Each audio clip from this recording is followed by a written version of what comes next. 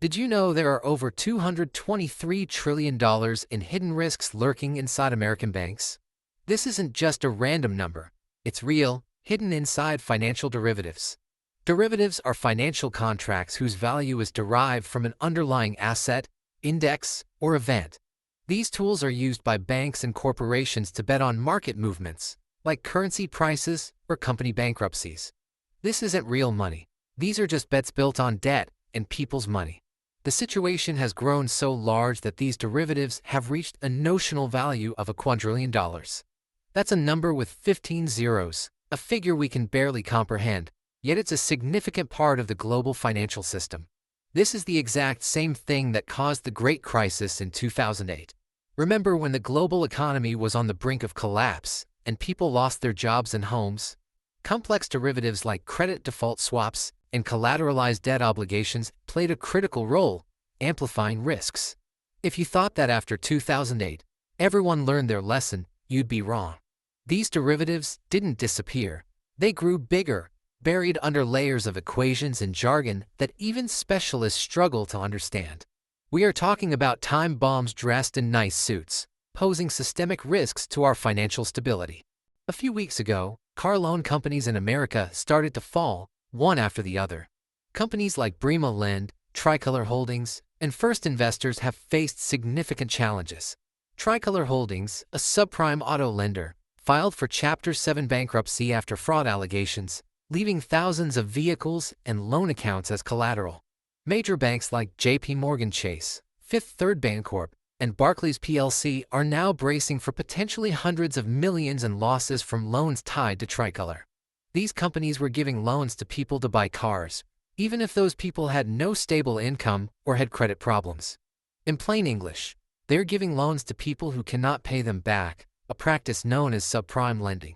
What's strange is that car prices in America are insane right now, with the average monthly payment reaching $750, contributing to the total auto loan debt in the U.S. of $1.66 trillion. That's a huge number for ordinary people. More than 100 million Americans have car loans. That's more than a third of the population paying monthly car installments. This is the third largest type of debt, right after mortgages and student loans, accounting for 9% of American consumer debt. But the lenders don't stop there. They give loans even to people who aren't qualified at all. Then, they take these loans, bundle them together, slice them into tranches, and sell them to other banks as safe investments. These investments are often complete with a AAA rating, the highest rating possible, despite the inherent risks. But the truth is, these people aren't paying, and these debts are full of risk, with an explosion waiting to happen at any moment. The disaster isn't just the loan itself. The problem is the layers built on top of these loans, derivatives, bets, and complex financial instruments. All these are dependent on subprime loans. This means if even a small slice of people stops paying, the whole system could come down. This means if even a small slice of people stops paying, the whole system could come down. The situation is very risky. This is exactly what the great investor, Warren Buffett, calls financial weapons of mass destruction. You're building an economy on fragile loans, and when they fall, they take everything down with them. And who gets affected? Not just the banks. We will be affected too. Why? Because these banks hold people's deposits, your money, your retirement funds, and your savings. And if a crisis happens, the law allows the bank to use your deposits to cover its losses. This is called a bail-in, not a bailout. Instead of the government rescuing the bank takes money from its customers to save itself from drowning. To understand more, we have to ask some questions, as always. How can $223 trillion blow up the U.S. financial system soon? What makes banks in America give loans to people who can't pay them back?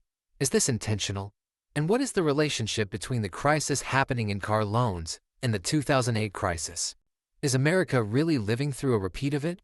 If this is your first time here, our channel covers everything related to the economy, from analysis and forecast for global financial markets to all matters of the global economy. Hit that subscribe button and let's get into it. After the 2008 crisis, the Dodd-Frank Act was passed to prevent similar events.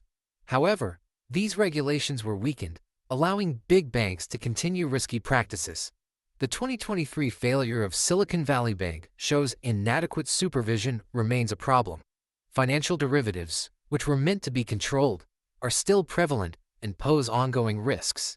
We are now on the verge of a crisis similar to 2008, potentially much worse. The bets are bigger, debts larger, and risks wider. A crisis could happen suddenly. People may not have time to understand what's happening. This isn't a myth or conspiracy. Real market signals indicate a global event is coming, affecting interconnected economies worldwide. From late last year to early this year, U.S. banks' derivatives exposure increased by 7%.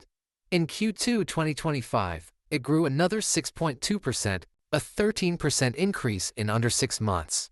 This isn't small. $15 trillion in derivatives entered the market. The derivatives market and shadow banking pose significant risks to global financial stability. These are contracts and bets on prices of things like interest rates, currencies, or oil. It's all on paper, not tangible. These financial contracts derive value from an underlying asset, used for hedging or speculation. The U.S. GDP is about $26 trillion, yet derivatives grew by $13 trillion in just 6 months. This is half the entire GDP. The market size is enormous, estimated from $600 trillion to over $1 quadrillion globally. This is a disaster waiting to happen, as these instruments carry significant market, credit, liquidity, and operational risks. The bigger disaster is the shadow banking system: hedge funds, money market funds, private equity, and entities working under the table. These non-bank financial intermediaries operate away from traditional banking regulations, providing services without the same oversight. Billions of dollars are at play, with no transparency, so nobody knows who is winning or losing. The shadow banking system has grown significantly, with assets estimated at $63 trillion, equivalent to 78% of global GDP. The risk today is far greater than in 2007, before the global crisis, due to this interconnectedness and leverage. But there's something even more dangerous. That law I told you about, Dodd-Frank, focus with me. This law was made after the 2008 crisis to protect the system and regulate shadow banking. But instead of protecting people, it did the opposite, leaving regulatory gaps for shadow banking risks. How? The FDIC, which insures your money, is now allowed to seize bank money if a collapse happens. This raises serious concerns about depositors' funds and banking system stability, echoing past crises.